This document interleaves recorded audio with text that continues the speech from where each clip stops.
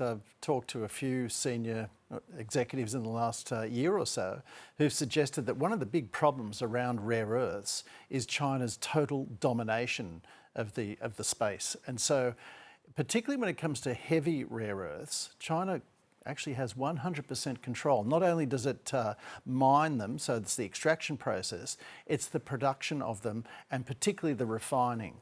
And so if you want to buy these heavy rare earths, which are increasingly useful, or not just useful, but essential for military applications and for really high-end robotics, they're required for the magnets that need to drive electric engines, but under really intense heat. And so they're absolutely essential for fighter jets, for instance. The US Air Force couldn't survive without them.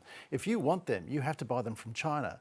Now, China has spent 30 years making sure that it has this domination, and it has not been afraid of either flooding the market with supply to ensure that it puts other companies out of business or other countries out of business. It also uses it, as it's doing right now with the US, by saying, no heavy metals for you, heavy rare earths for you. Lynas' reputation is that it is Australia's most successful rare earths miner and has worked for some time to reach this point. Is there a risk that established producers such as Lynas could see lower prices for their products if the Australian government enters the market? If it was badly run, possibly, yeah.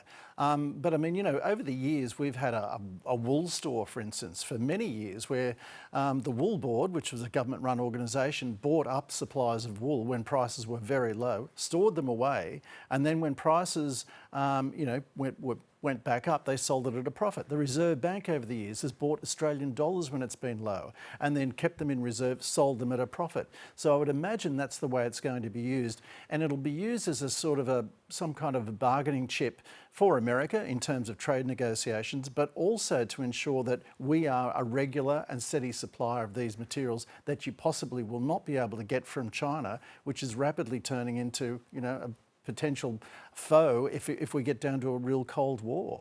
We invited Amanda Lacaze in for interview, but were unsuccessful.